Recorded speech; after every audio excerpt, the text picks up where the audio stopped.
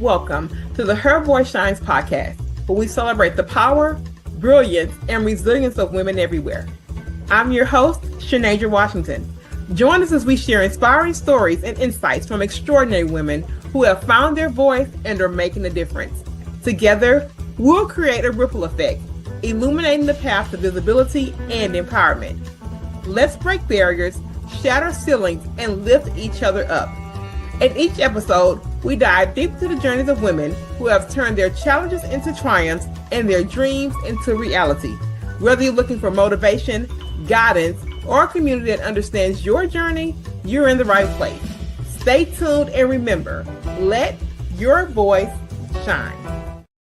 Let your voice shine. You have landed at the Her Voice Shines podcast. I am your fabulous host, Shanasia Washington, streaming from none other than Houston, Texas. And you are watching this. It is actually Christmas season for us. It may be a little later when you see this, but I want you to know it's real hot.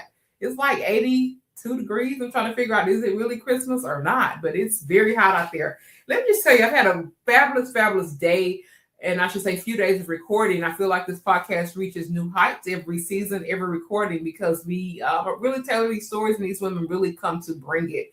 Today is no exception. I have looked at this guest. I tell them all the time, I make them fill out this form, and I really do look at their business before they come. And they know that by the time of the interview. But I want to make sure that I give this guest a grand welcome here, and we're going to let her come to the stage and do our normal drill, which is to tell us her name, where she's streaming from, and we want to get the magic of her story. So without any further waiting time, here's my very beautiful guest for today. Hi. Thank you so much. My name is Lynn Stone, and I am an international author. I'm a workshop facilitator. I am a guest speaker, and I try to have conversations about topics that people don't like to talk about, which includes death planning. And so I'm an author of Till Death Do Us Part, a practical guide to preparing for the inevitable. And the intention is that we open meaningful conversations about death planning, and just based on my personal experience through widowhood. So that's why I'm here. And I'm hoping that today's discussion will help to facilitate that kind of conversation in your life, that you can use this as a stepping stone and to start that conversation. So thank you so much for having me. I'm excited. No, thank you so much for being here. And I'm definitely in the season of my life where I've had to have some of these conversations here as recently as maybe 6 days ago, actually. Probably. Oh, wow. Okay. Yeah, I tell people this podcast is never it's never really by chance. It's really probably said it 3 times today. It's really always about reciprocity. I'm always getting very timely guests, and I don't take it lightly. And I told you at the beginning. But yeah, as early as 6 days ago, we just had to do some paperwork and some POA stuff and just different things that that can be very difficult. I just have to be honest with you. It's not the easiest thing to do. I mean, I've learned so much from it, but I also have been in situations where not having this in place has caused lots of grief and things that have never been repaired. Absolutely. And things that are 10, 12, actually almost 13 years old and still in the air, like it just happened, never resolved. Wow. And I do believe that if these things would have been done, Lynn, we may have a different story now. I just want to be very transparent in that. But Lynn has gone through something really to get her in this space, because her story is one that she was a very young widow. And I'm going to let her talk about that. And I told her I'm very proud of her. I prefaced that before we got started. And I don't just say that arbitrarily, because I go through, I'm like, okay, there's some real big girl stuff that lots of people don't talk about. And lots of people don't walk it out. So when I saw that, I say, pretty young in her journey, mother and widow. Yes, that's heavy stuff. And for me, I think when things happen, those first few days, first few weeks are kind of that pivotal piece in really survival. So I want you to tell me about what did survival look like in those first few days, because so much is happening with emotion. And so many things is happening with unknown. Tell me about those first few days and really what that survival track was like. Well, the first few days were kind of a fog. So that's actually very common.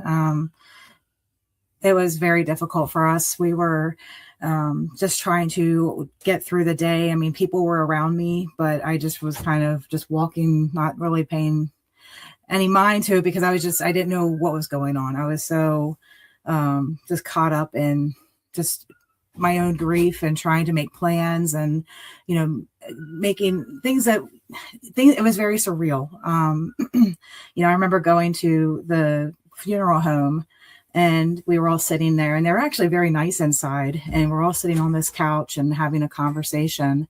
And, the conversation came up, well, you're going through this room and you're trying to pick out the coffin and you're trying to pick out what should be inside. And we were sitting there discussing what my husband should be dressed in. And I actually had an argument with my father-in-law because he felt that my husband should have been dressed in a suit. And that really wasn't my husband's personality. So I kind of pushed for him to not be in a suit, just to be dressed how he would normally be dressed. But it was so hard, dealing with all the decisions. I had to, the day that he died, I got a phone call that afternoon from, I can't remember the organization, but they wanted to know if they could have his eyes because he was an organ donor. And I don't think that anyone is prepared for that conversation. You sign, we say that we want to be organ donors whenever we sign up for our license or when we renew it, but they never tell you that they want to harvest the organs and like as soon as possible, as soon as they pass away.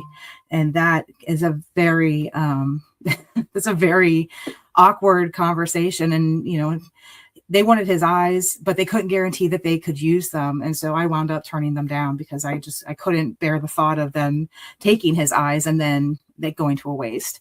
So, that kind of conversation and then dealing with family coming in and trying to make arrangements. And then of course, planning for the ceremony, talking about what songs and picking out flowers. And I mean, it was such a blur because it was so like, I didn't know. I had to just make all these decisions and try to decide what I thought was best for him.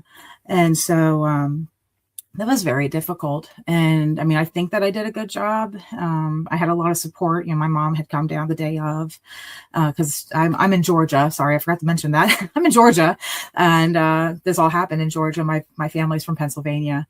So, they had come down and were helping me as much as they could and just making decisions. I had to fill out paperwork. I had to, make designations for like where money was supposed to go from life insurance, because that was the only thing that we really had was his life insurance and stuff from work.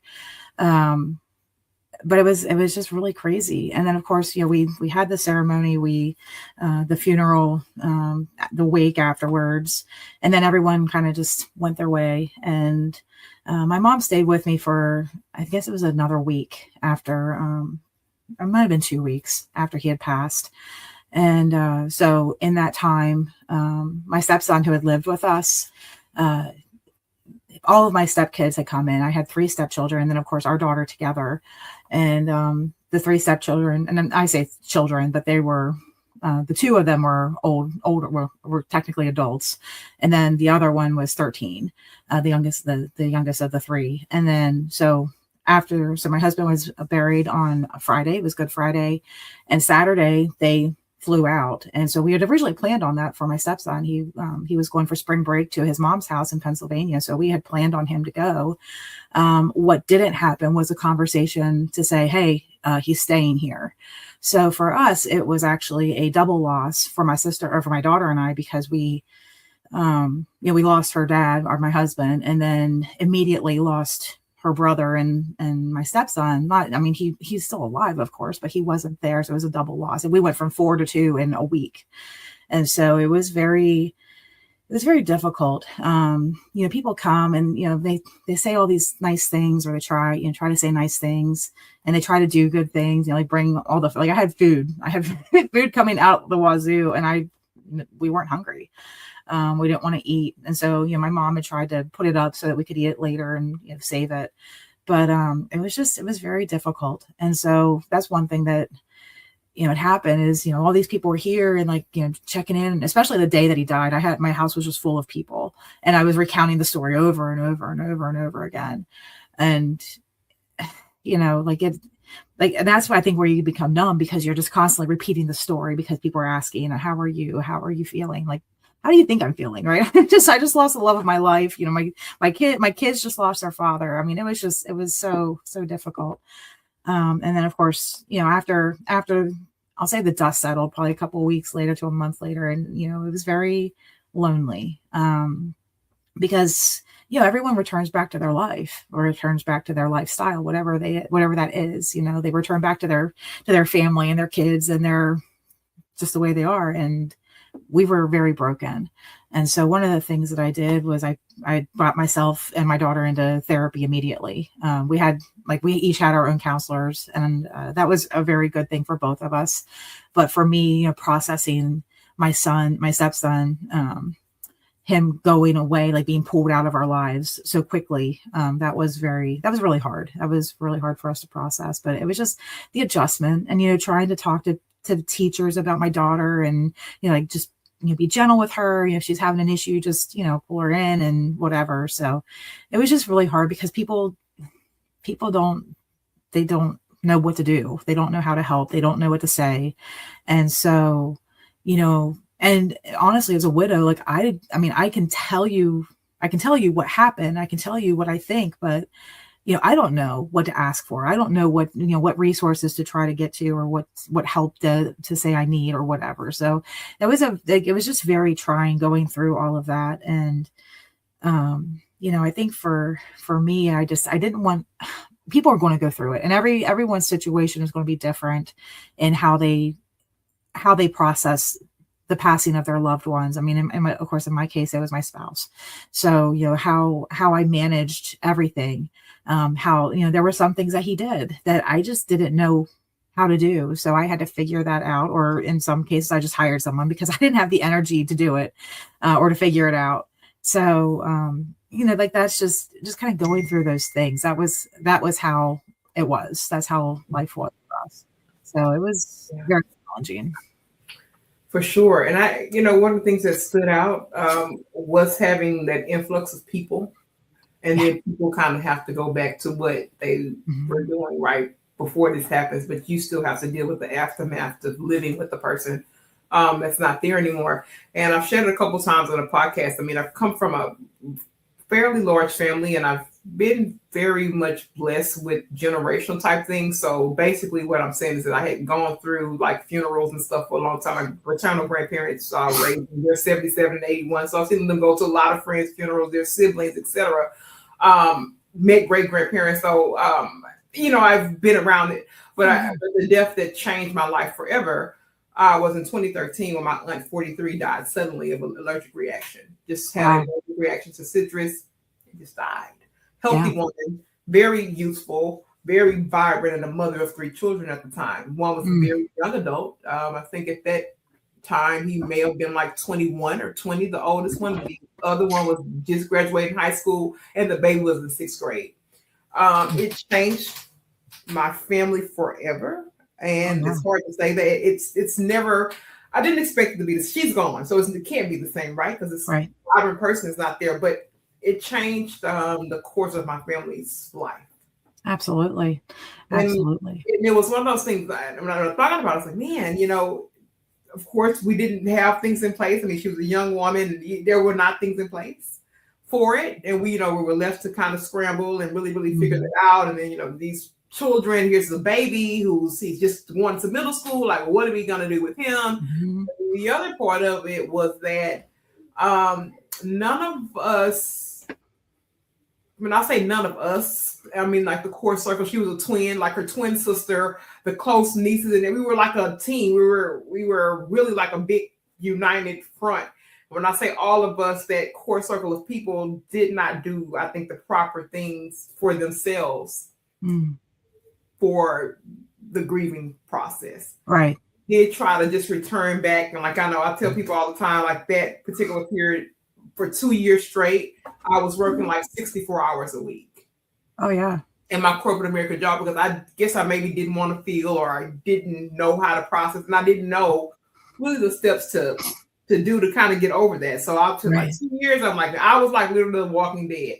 Like I was just so numb and going Yeah. through the motions and just trying to figure out. My grandparents had lost a child. Now they're like raising Yeah. another grandchild, and we're all Yeah. just trying to figure out like what does this mean for us, and still trying to go through the motions. And there's still some remnants of things that are not resolved. And I'm telling you, it's been 2013, it's 12 years, almost 13. Mm-hmm. Mm-hmm. These things are still not in a place to where like I feel like they've Oh yeah. really just done that. So I respect and honor the journey. That's why I told you that, because I know that that particular one, like I say, it's been several after that, and there have been several deaths before that, but that was the one Right. that did this working to, it just dismantled me in a way that I did not expect to happen like at that time.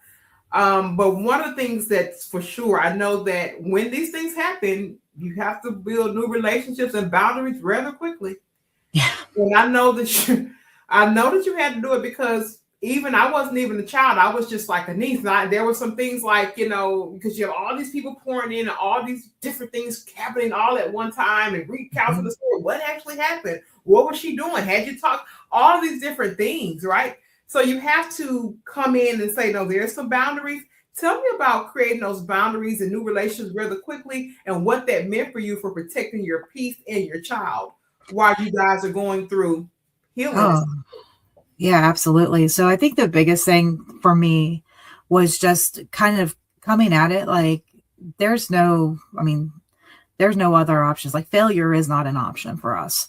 And so, whenever, when people were coming at me and saying, oh, so, and you might have experienced this too with your situation, it's very common for people to come out of the woodwork whenever death comes out. And it's because, I need money, help me out. I need money. And so that happened quite a bit to me too. And they're like, I could really use some help. So really the boundaries was, look, I need, like, the money that comes in is not going to be a whole lot. So I need to be able to, put it in safe places that way, because that's for my daughter and I, and like, for his kids, like that's for us to be able to, survive and to continue moving forward and, kind of ease the financial burden that comes with it, because I'm sure that funerals and like death in itself is just very expensive. I think whenever we buried my husband, so he passed away in 2015, and so that was very unexpected, and so it was, I bet it was at least $12,000. And it was a cheap plot. So it wasn't the plot, but the casket and the preparation of the body and, just everything. So fortunately they had worked with me for the funding of that. So it wasn't huge, like out of pocket. It's not like they said, we're not burying them until you pay up. But as far as, like everything else and setting boundaries, like, we need to, like, I'll talk about it, if someone had a question, or want to talk through it, like, we can talk through it, but, we're not going to belabor it. It is what it is. And, I would kind of watch my daughter and kind of see how she would react to the conversation. And if she was starting to get worked up, or if it was getting, if she was getting too emotional, be like, okay, we need to stop. We need to move, change the topic, do something, just end it, because it's not that we don't want to talk about it, but some people don't really understand the emotional toll it takes on a person. And people don't understand how hard it is to go from 3 or 4 to 1 or 2. You know what I mean? Like it's, like you take a breadwinner out, and it definitely hurts the whole dynamic. So just, one of the things I wouldn't talk about is I would not talk about how much money came in. I would not talk about, like the benefits that came through, or the payouts for the things, because it's, number one, no one's business. And number two, I felt like keeping that close hold, kind of kept the vultures away, if you will, because I wouldn't talk about it. But also, I honored what my husband's wishes were. And, we didn't have anything written down. We didn't, he and I had conversation, but we didn't write anything down. But I did what I recalled from our conversations, and I followed through with what he wanted. And so I know that in doing that, that probably caused some issue with some the interrelationships, like with one of his children and myself, because I refused to just bow to the request. And so it was, well, that was my dad. And I'm like, yeah, he was also you're the dad to your 3 other siblings. So, we're not going to talk about favorites. We're not going to talk about what's owed or what's, and I think that entitlement was an issue that I had zero tolerance for. So that was hard to manage that with family and having those conversations. Absolutely. And I think the thing that really shocked me about it, like the people you talk about, I'm like, you haven't been around in I think I was like a little girl when I last saw you. Like, how did you just come out of the woodwork, for this? And like sometimes death triggers different things in different people. I don't know. Like, I'm not you, but it's just very odd to me that like I think there are people I hadn't seen like literally in over a decade or so. I think at the time I happened, it was like I think I was 27 at the time, and there were people that I had not seen literally since like high school era days, or here they were like around. I think really from that point on, I didn't draw it back to this and stuff, so unwriting things. I literally after that point kind of started to be very selective about different moments in my life, even with family. Like I'm like, if this is not the core set of people that's kind of going to go through the thing, it's really not anyone's business. Like I really started to slowly kind of fall off of that. Even like when in celebrations, I'm like, if I probably wouldn't call you like to literally cry on your shoulder, which not many people I would do that on. It's something of really course, of course. Then these are the core people that matter. So you don't expect to have such a jarring shift to have to think like that so young.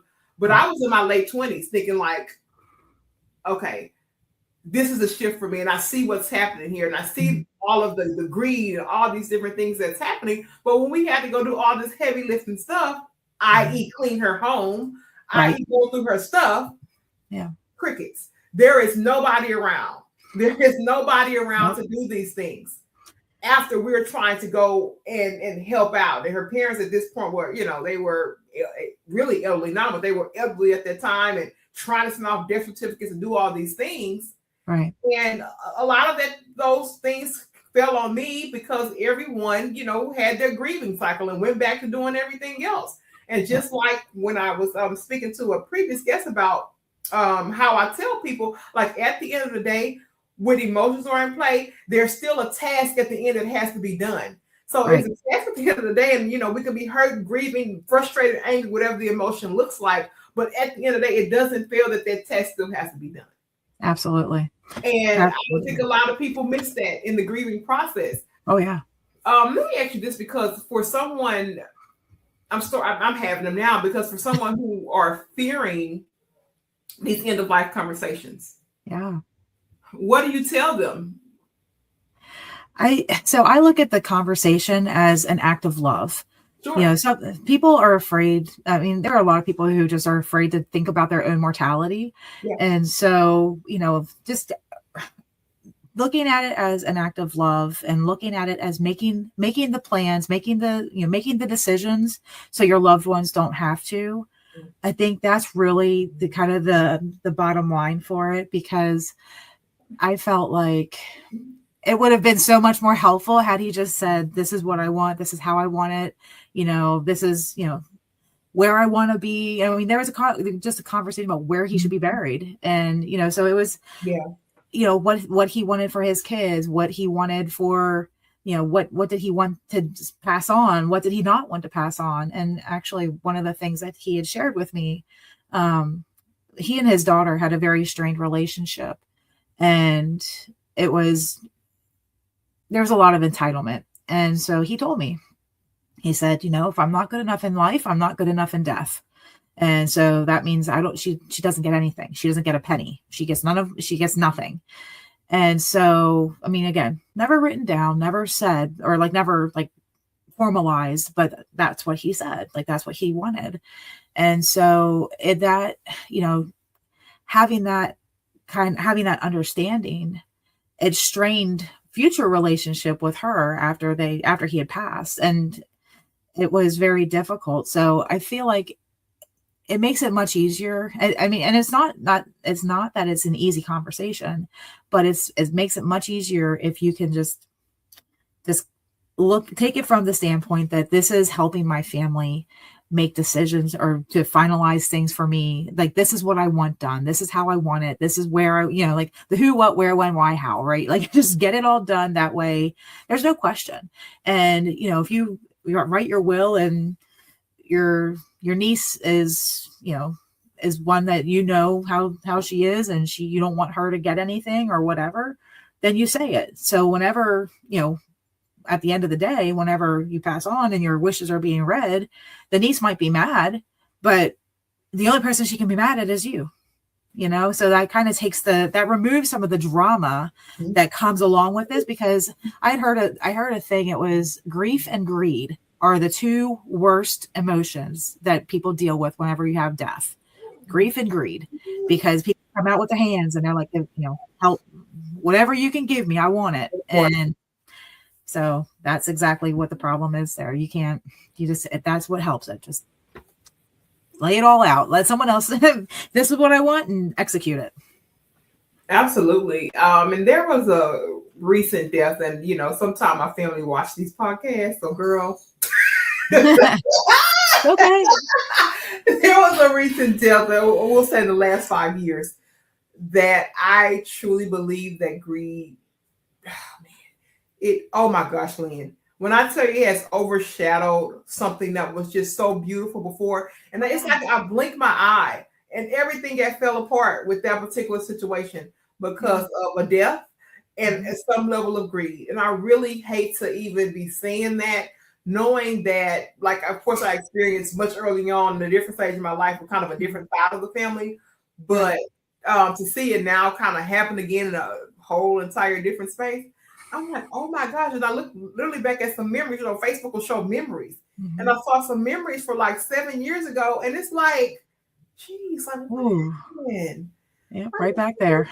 Like, how did it even happen? And why is it just so, it's just so disconnected now, and everyone is in silos now, and nobody comes to the group. It just changed forever. And I really, really hate that. And I tell people all the time, and when they're like, well, maybe you shouldn't talk like that. I say, I am not guaranteed today, tomorrow, the next day, tonight. And I don't talk more, but I'm a lady full of life that loves life and speaks over her life. But I'm also too have to leave this space, and I don't know when. Nobody knows when. So when I talk about that, and my being and my emotion, and really how I show up with intentionality and to do it, it really comes from a space of having some really tough deaths. Absolutely. Absolutely. Having some people I've had to see in various stages of their life leave. And like I say, for me, because of how I've grown up, I've seen a lot of death. When you come from a large family, that typically happens. Yeah. And what happened for me was that started to kind of be a motivator for me to get up and just do the thing, to just have the conversation, to just go ahead and try it. Yep, absolutely. The other part, Lynn, is I tell people all the time, I don't care if I go tonight. That I left empty. That means that everything that I said I wanted to get out today to do, 9 times out of 10, it happened, unless there was some freak of nature or my body got ill. Right. I don't have a track record of not doing what I said I'm going to do. I don't have that track record. Why? Because unfortunately, and maybe fortunately for me, maybe it helped me live in this space, I've had to go through some tough deaths and some tough losses. Oh, absolutely. And I don't think we go through, I think we're meant to go through some things. Like, I think that's what builds our character and builds, who we are as individuals. And, as much as I hate that we experienced the loss of my husband, I know that we, the collective, my family, my kids, we were meant to go through that. And as a result of such a painful experience, all of us have become stronger for it. We live with this big hole in our heart because we miss him so much, but we also try to honor him and try to do all those things because we know that this is what he would have wanted for us. And so, like, I look at my kids and I look at the things that they've done with their lives and just how incredible they all are. And I mean, it's really a testament to him, and to God, and just that we were able to persevere and continue going forward and within the tragedy, in the face of tragedy, and just moving forward as a family unit and keeping his honor with us and moving forward in that. So, I mean, a lot of, I don't know if it makes you feel better, but I mean, what you experience is with your family and those things, like that is incredibly common. So I don't know that it really is a good thing. It's just that it happens so much because people don't want to have that conversation. They think that they have tomorrow. And, so much is left unsaid because they think they have tomorrow, and it can be gone in an instant. We hear about it. We know it, we've experienced it personally. And so, like that for me is just, trying to get, that's the motivation. That's why I want people just to start having the conversation, no matter how difficult it is. And sometimes it's just piecemeal. Like sometimes it's like, I think I want to, I heard this thing where, people were going to they could be cremated and turned into mulch, and like just kind of, I mean, it's such a silly side, like kind of subversive way of having the conversation, but it starts the conversation. And then, well, I don't know about that. Maybe I want to be cremated. I found out from my fiance that he wanted to be cremated, but he wanted us to take him around like to his bucket spots, like over the course of a year. And then after that year was done, bury him and move on. Like that was his, I'm like, that's, never would have thought about it. But, just kind of having that conversation, it kind of opened the door. And it doesn't have to all be done at one time. I think that's the thing. It's like, it's so daunting. Sure. And some people think that I have to do it all right now. And you don't. I mean, it's like just those little conversations or, I encourage people to write their own obituary. That's a very humbling experience if you haven't done it. But if you think about it, especially for older folks, like, your history, like, the family members, because there is nothing that's more difficult than trying to recreate someone's life after they've passed, especially when they're older, because you don't know their family. You don't know what they necessarily did. And so, to bring honor to yourself, these are the things that I did. These are the things that I want to be remembered for, So I think that it's an exercise that people just need to start going through. They just need to push themselves to do it. And no one wants to, but they need to. Yeah, and then with the older generation, it's like, for example, my grandfather was one of, I believe, 12 or 13. It's like 3 of them left. Like, who can I ask? And right. most of you guys are survivors. I think they're like the babies. Both of my paternal grandparents are the babies of their family, and they're 77 and 81. So with that being said, who, we can't even go and really too much verify this because a lot of those people are gone. And the fortunate thing is that my grandfather had his 80th birthday in 2024 last year. We had a big grand event. Oh, that's awesome. Very, very nice. I created a video or whatever. But the other thing that I did was that I actually created a version and I did a publication about him. And it combined all of the generations, his children, grandchildren, great-grandchildren. It was reflections from the party. I spent a lot of time on this. I reached out to the club. He was in a couple social clubs, his churches. I had them all send things in. I did whole commemorative pages from each of those stages of his life. I did a commemorative page of him. He owned an auto mechanic shop here in Houston for 30 plus years. We did an entire rundown of that, the location, why that location was so important. And we ran it. It was a 108-page publication. Wow, that's fabulous. That's so cool. That was something for me too, because I said, well, hey, look what happens. Like if you were to go today, will people have these things to say, about you and to kind of like look around and have some piecemeal? And, like probably not even at this age. So it was a very awakening experience to me. And then the other part of it was like, if I'm graced to see 80, what am I hoping that people, that people have experienced? And what are you going to do every day to make sure you're putting deposits to get there? So it was a really full circle thing. And I was like, I'm really, really happy I did this, even though I had to pull so many teeth. I was asking my family for pictures and everybody. I said, you know what, Sinead, just cut it off because this is a task. So say with or without them. Right. This is happening. And after they was like, oh my gosh, you just can't believe that you did that. It just came together so nicely. But when he saw it, I mean, it literally brought him to tears because he was just like, I don't know how you did that. And how did you get all these people to write letters? Because we had people, if they wanted to write reflections to them. Wow. I said, oh yeah, I collected, 20, 30 different photos. If they had a picture, I let them submit it. If you have a picture with him for any time you want to put it, send it to me and your letter. So cool. And I will put it in there. I said, because here's the thing about it. I said, because when you're gone, you're not going to hear these reflections. That's right. People say, give me my roses now. I had a great grandmother she was adamant about that. She's like, you give me my roses now, because once I'm dead, I don't care. You know, she was Right. She was kind of like a piece of work now, Lynn. She was a little 4'9", short to the ground, feisty girl. She was. I love it. I love it. And I completely agree. And I think that, people wait, they save the flowers, they save the words, they save the things. And I think that is such a good reminder that if you have something to tell someone, or if you want to, your love, especially like your loved ones or your spouses or whatever, like give the flowers now. And I know, like, my fiance, he's like, I hate giving cut flowers. I would rather buy a plant and like let it continue to grow. I'm like, okay, do it. I'm fine with that.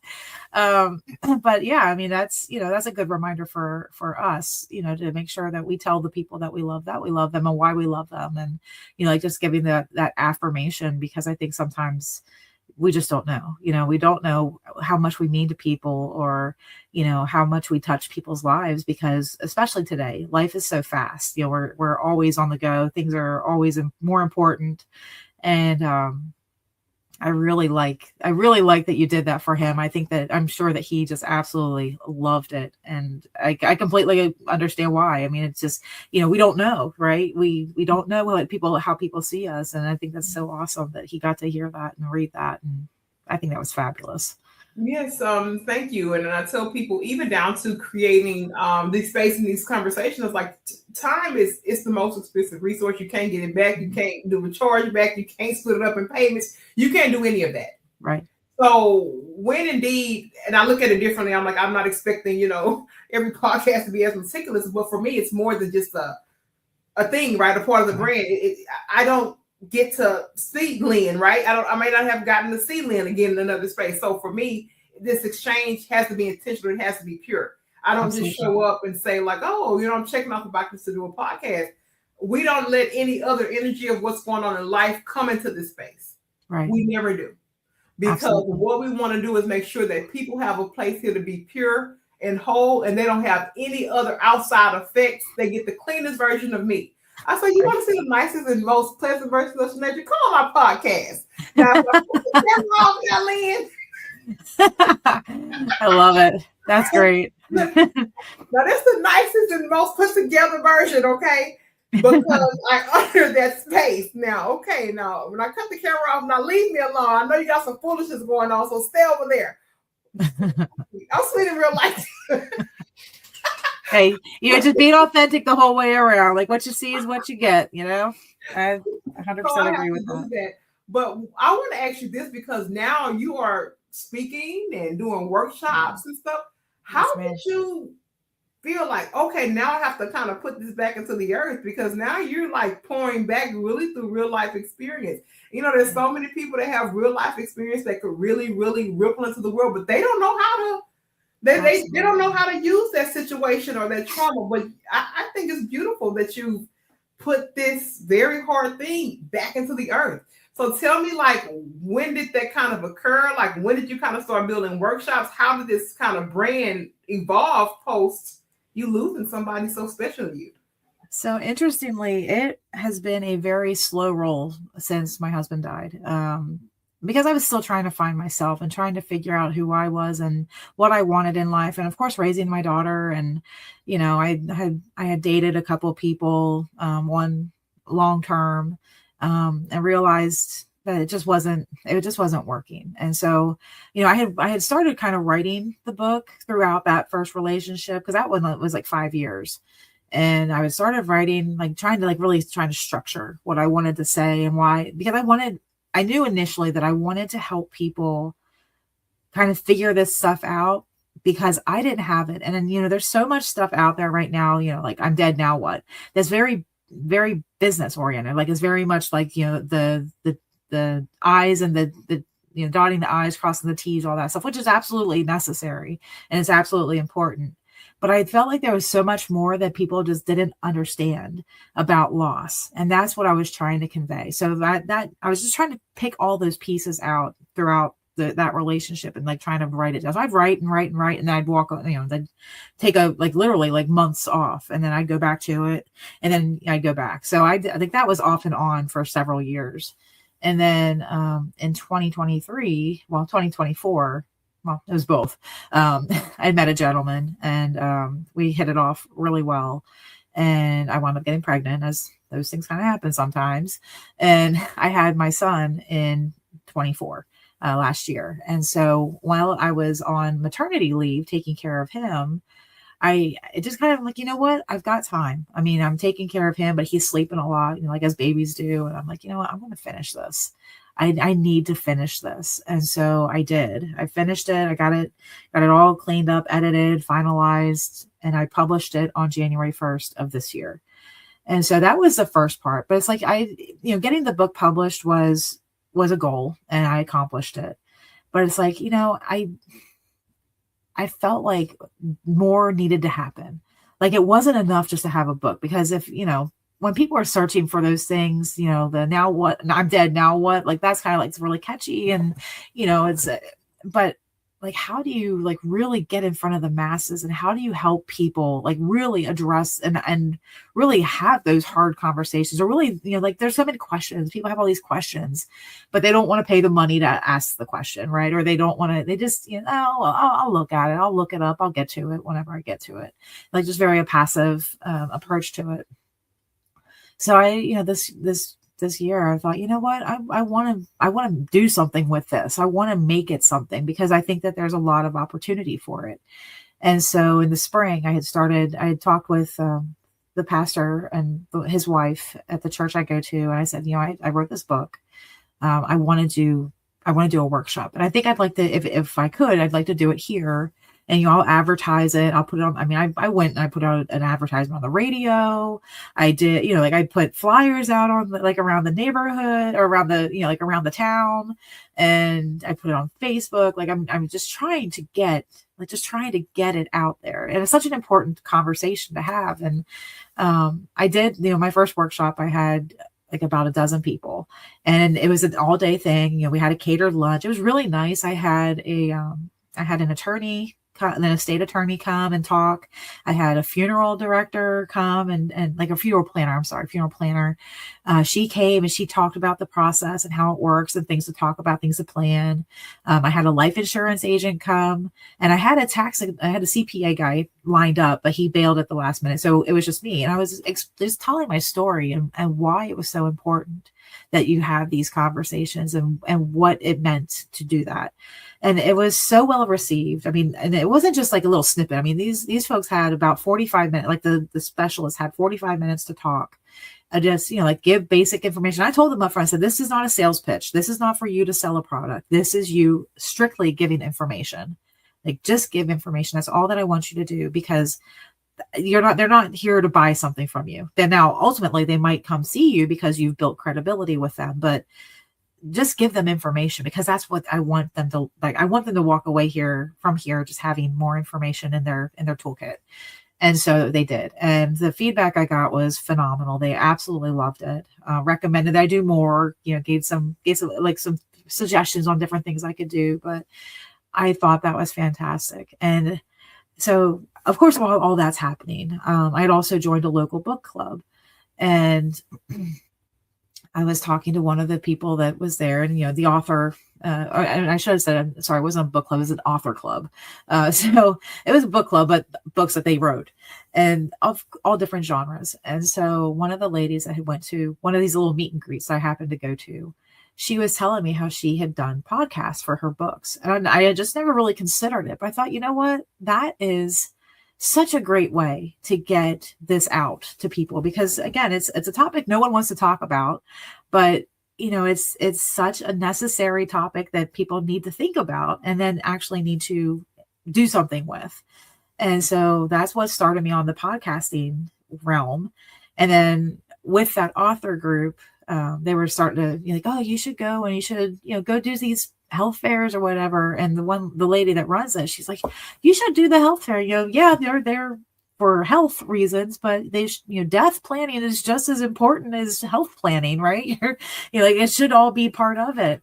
And so I went to this health fair, and of course, I have my books, and people kind of walk by and they're like, just keep on walking. And it was so interesting though, because those who had been through it, like those who had lost spouses, parents, whatever, they stopped and they talked to me and shared their stories. And, of course I'm in this auditorium or a gymnasium, and like, I'm, getting teary eyed because they're telling their story and they're getting teary eyed. And it was such a blessing to be in that space. And several of them, there were actually, I think there were 3 of them that had mentioned about wanting me to talk to people that they were associated with their group. So that's how I kind of got into the public speaking realm. And this year has been a whirlwind, a very unplanned.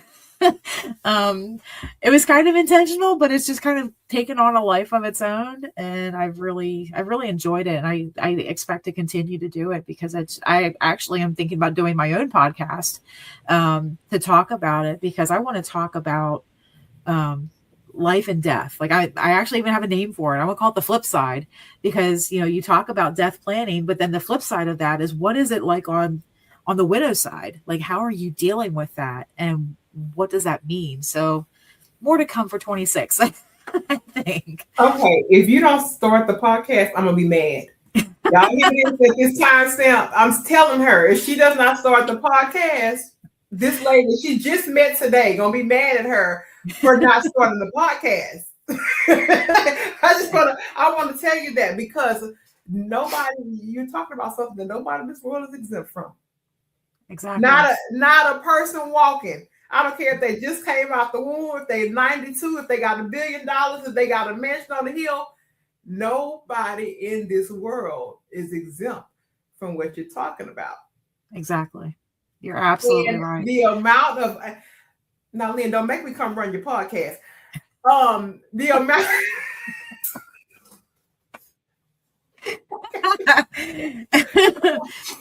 the immense amount of angles.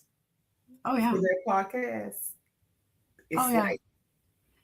It's like you can take a day. You can literally take a day and record about 10 of them and be set for a little while, because it's just that much content and different things to produce and to talk about, because death impacts so many different parts. There's a mental aspect of it. There's an emotional aspect of it. There's a financial aspect of it. There's the relationship part of it. Was this person a breadwinner? Did this person have a long-standing run with their illness? Was it rather instantaneous?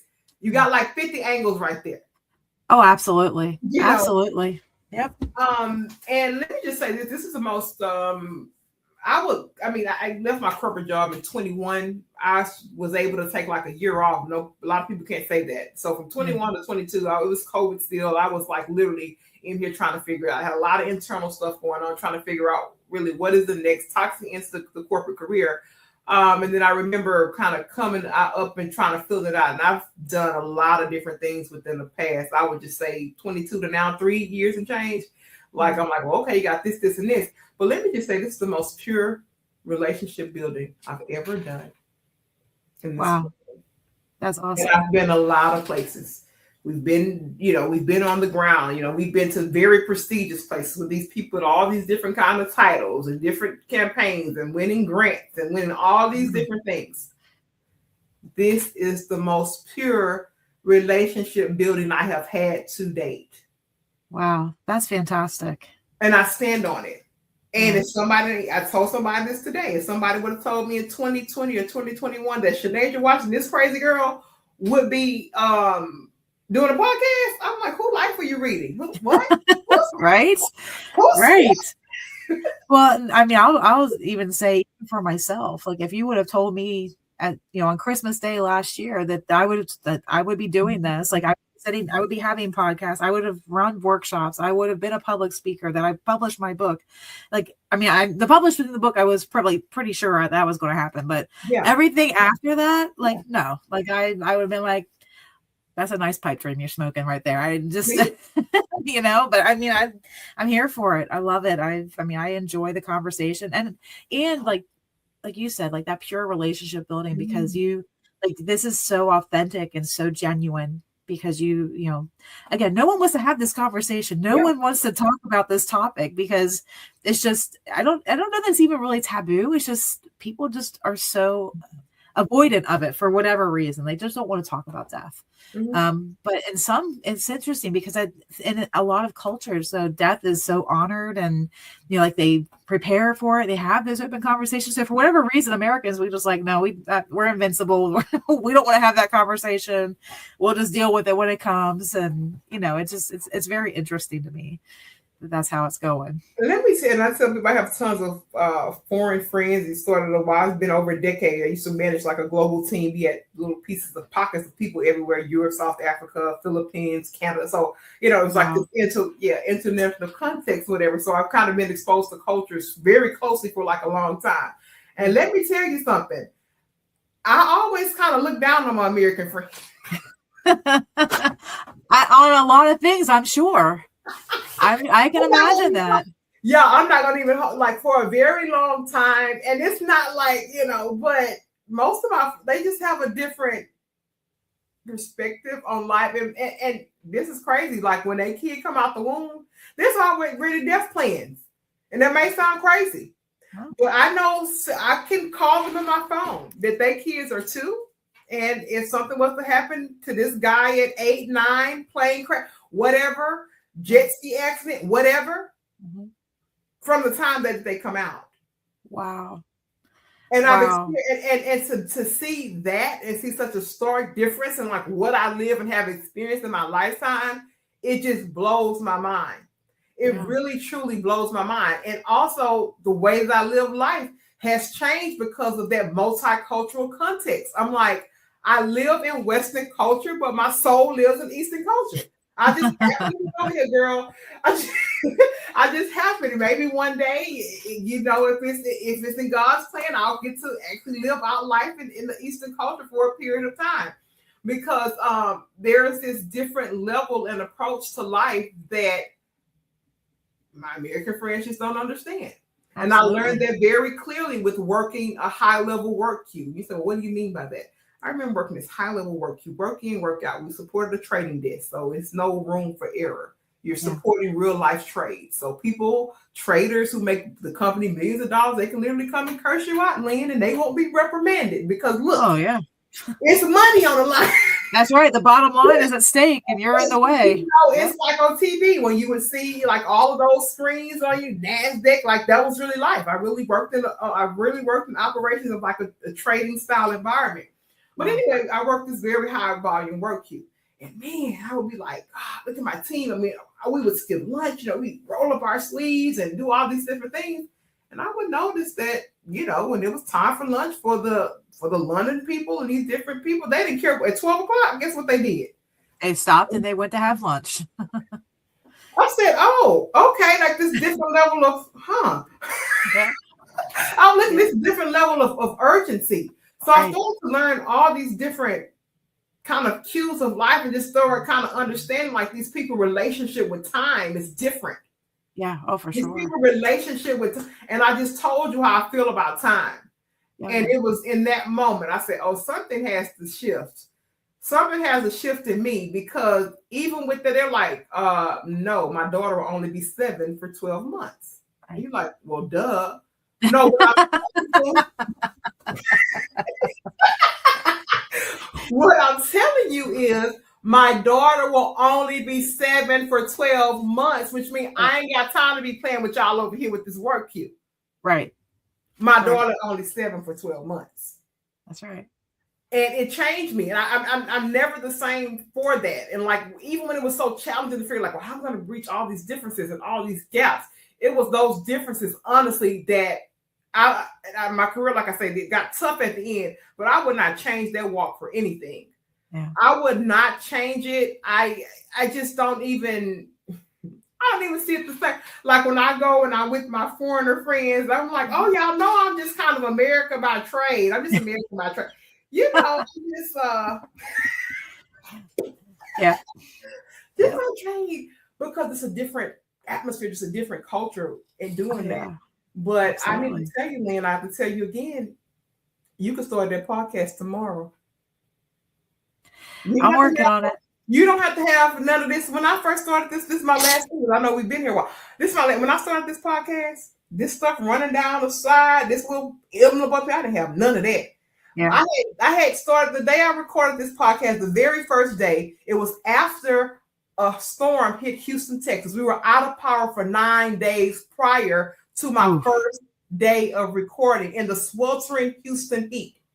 I lost power for 9 days. The big old megaplex city of Houston was a black hole in many places for 9 whole days. I had the concept, I don't know, are the people going to come and all this crap that was going on. And I remember one person that knew I was starting this podcast, and she told me this. She said, if you have lights back on that day that you said you're going to start that podcast, you better hit play and go. That's right. I didn't have any of this. No branding, no nothing. Day one, I recorded 7 episodes. Wow. That's awesome. No scripts, no anything. He just had the conversation with those people. And I didn't know even what the next steps were. I get this thing to publish. I didn't know how to do any of that day one. And the thing about it, I did not ask any of those 7 people for anything. Those people all wrote me back basically a review. Oh my gosh, that was like one of the best podcast experiences I've ever had. I didn't ask them to do anything. Like, there are times we will ask for, like, we'll come back a couple months and say, hey, if you have time, give us something. That wasn't a part of the framework. I didn't even have that yet. That was day one. And I remember this lady was like, day one. She's like, well, how long have you been doing this? I was like, 2 hours. I just started. I'm like, 2 hours. And she's like, no, serious. She's like, because, I'm a little jokey. She's like, no, I'm serious. I'm like, no, I'm serious too. Like, you're number 2. I had one about an hour ago and you're number 2. She was like, I don't believe that. Wow. So that alone let me know. I was like, well, this thing that you're running from, thinking that it has to be this and that, girl, just do. And I'm not kidding you. I do tomorrow, 12/23. Yeah. That's when we're recording 12/22, y'all. 12/23, Lynn can record a podcast. She can literally just ask one person, and I'm telling her on the spot, she can just ask one person, tell me about your experience losing a loved one. Yeah. That's it. Yeah. No script, record it, talk to that person for 30 minutes. Don't overthink it, because what you have, it don't require a whole lot of thinking. I just told you ain't nobody exempt from it. It's true. You're absolutely right. You have time to start it before the clock runs out this year. I really should challenge you to do it, but I'm going to do you like that, because I really will call you on the phone. You know what? Listen, I'm all up for a challenge. I'm up for a challenge. Call you on the phone and say, now look, come on. You one person to you didn't get one person to come talk to you for 30 minutes. Oh yeah. Oh, I've actually, so as you're talking about that, I'm like, yeah, I know some people I could call. I know some people, and I honestly, so in fairness, some of the folks that I want to talk to, because that's what I want to do. I want to have the conversations. Like I want to do something like one-on-one, like where I'm just like talking, and then I want to do somewhere it's interview. Absolutely. But I want to talk to those. I want to talk to those and interview those folks that are the professionals. The kind of like the attorney that I had for my workshop and the funeral planner that I did, like those people. I want to talk to them. So I just need to schedule it. Be like, all right, this is the day we're doing it. Pick your time and we'll have a conversation. So, all right, I accept your challenge, Shanadra. Let's do it. That's it. And let me tell you this last little point in here. Don't say like, oh, how's your schedule next week? Oh, by the way, are you free on Thursday? Don't give them a lot of time to teeter and get a whole bunch of life stuff in the middle of what's going on, like we get life. Right. That's the reason why I have structure to it. You not scheduling no podcast interview for me today for way in February. Are you crazy? That's a lot. Yeah, a lot can happen in a month for sure. I know, like sometimes when we're doing it, like the calendar will be open a little bit, and we'll forget to go out and close it for like a length of time. And somebody will actually pick a date, like today is December 22nd. They will actually pick a February 28th date. I said, excuse me. I said, now to your defense, it was our error. The calendar shouldn't have been open. I said, but I don't have that kind of luxury to be like, oh, a random podcast. Don't overthink it. Hey, what are you doing today? What are you doing Thursday at 7? Let's just have a little conversation. Don't let life get in the way. Yeah. Just do it. I agree. And, I think that the topic is important enough that it needs to be had. And I think, sometimes having like just those conversations with just everyday people, because I think, like a lot of, and that's kind of been my experience, is that once you go through loss, Mm-hmm. your eyes open to all the people around you who have also experienced loss, or you meet new people who have experienced loss. Like it's almost like I feel like I've always been like a magnet. Like I have found like I have become friends with a lot of people who have lost their spouses, and so it's just very interesting that I can connect with them that way. So exactly. So you should, at minimum, you should have 15 guests, girl. That's all I'm saying. I'm gonna leave you alone with this, and you go with this over to the night, and you really think about what I'm saying. But I want to make sure that I don't leave here without giving a clean segment for connection points. Sure. Tell us where to find a book, and really all of the places that we can find you, whether that's website, social, whatever you want to give here. I want to make sure we have a clean segment for that. So over to you for connection points. Yes, ma'am. So I am on Amazon. That's where you can find my book. When you search, you will need to search under Lynn. You can search for Lynn B. Stone, Till Death Do Us Part. So that's when you do the Google search, that's where it's at. And the picture of it, actually, I'll show you. I have a copy of it. So this is what it looks like whenever you look at when you see the picture on Amazon. So it's on Amazon and Kindle, and you can pick it up there for $15. So it's pretty cheap for all the information that's in it.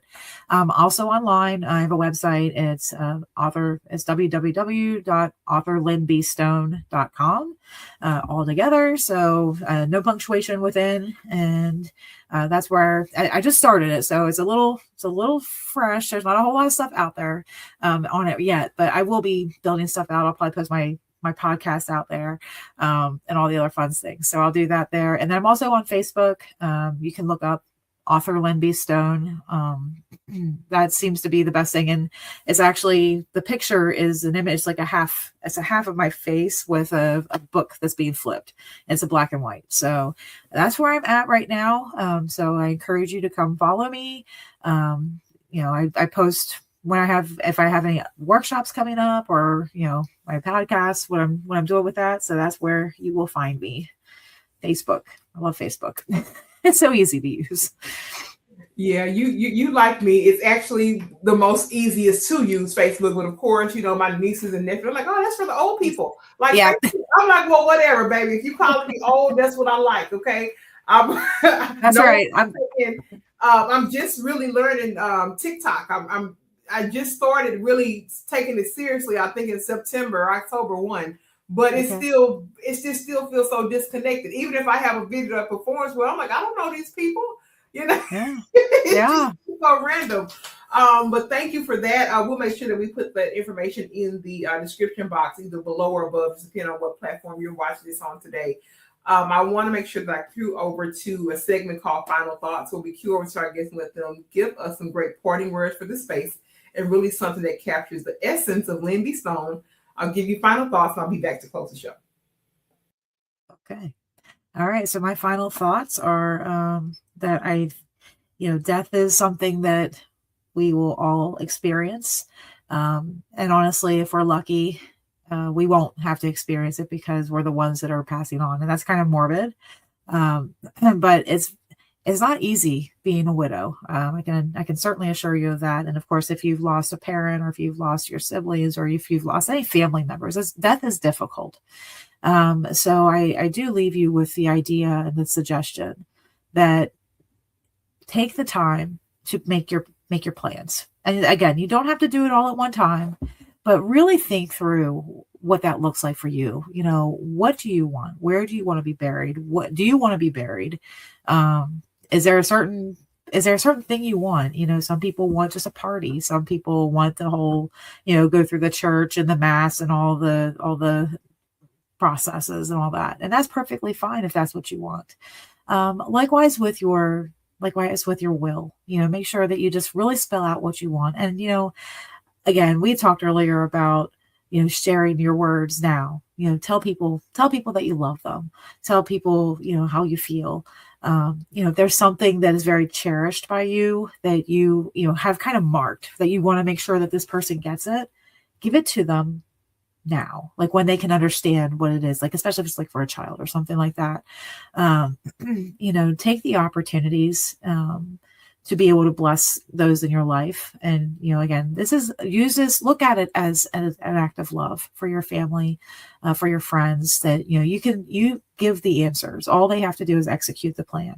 And that I can assure you that whenever it's our time to go, our loss will be felt very hard by our loved ones.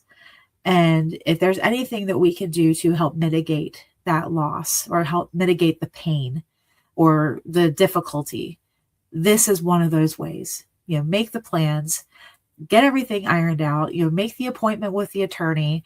It might cost a little bit of money to finalize, the wills, but have the conversation, set up a plan, do what you have to do to take care of the business now, because you just never know. And not only that, I'm talking about death, but there are certain things you should do now for yourself while you're alive. And, should you become, where you're not able to speak, you're incapacitated, have your power of attorney set up, have your advance directive established. Just let your wishes be known. So when you don't have a voice, whether it's because you're incapacitated or because you've passed on, your wishes are documented and well known by those who need to execute them. Because we've said it a couple times, none of us are getting out of this alive. And if we can make it easier for our loved ones, and I strongly encourage us to do that. So thank you so much for having me and having this very open and honest and genuine conversation. Absolutely. And one of the things I just want to just say on that segment is that it's already hard when there is a plan.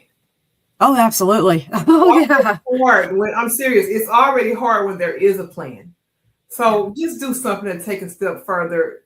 It's not going to be easy either way, but this helps ease a little bit of that pain. Right. I'm telling you, it's already, with or without the plan, it's hard, but without the plan, it is harder. And I am living testament of that. So thanks for sharing that, Lynn. I really appreciate it. And to everyone who are still with us here in the Her Voice Shines podcast, Lynn, I tell you that miraculous things happen when you let your voice shine, and you sing that today. I really hope that this conversation enlightened you as it has me all the time. And like the people in church say, I love you. Ain't nothing you can do about it, okay? And we'll be back really in no time with another amazing woman on the Her Voice Shines podcast. Until then, I love you, and we're out.